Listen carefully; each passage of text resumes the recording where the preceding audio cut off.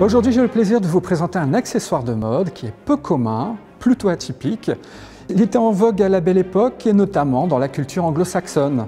Nous en avons ici une réplique réalisée par les élèves costumiers du lycée La Source de Nogent-sur-Marne, d'après un modèle de 1902 qui est conservé au Metropolitan Museum de New York City.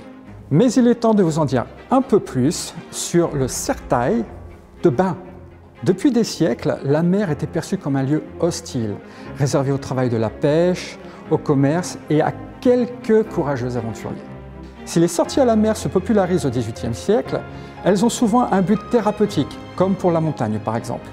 Mais à l'aube du XXe siècle, la Belle Époque est une période de modernité, d'innovation, comme le cinématographe, l'électricité, mais aussi pour les transports comme avec l'automobile, l'aviation ou encore l'essor des chemins de fer, qui vont conduire des familles entières au bord de mer. Ainsi, les plages du nord et de la Normandie ne sont plus qu'à quelques heures de la capitale. La mer ne fait plus peur et la plage devient un lieu de repos et de loisirs. La garde-robe des femmes va s'adapter à ces nouvelles activités balnéaires, tout en restant conforme aux mœurs de l'époque. Le corps doit être sculpté et façonné par ci-dessous. Ce serre-taille reprend le concept du corset, toujours baleiné, mais est un peu moins rigide. À la fin du XIXe siècle, les femmes portent des robes de bain ou des costumes de bain. D'ailleurs, le premier costume de bain féminin a été inspiré par les tenues petits marins des garçonnets.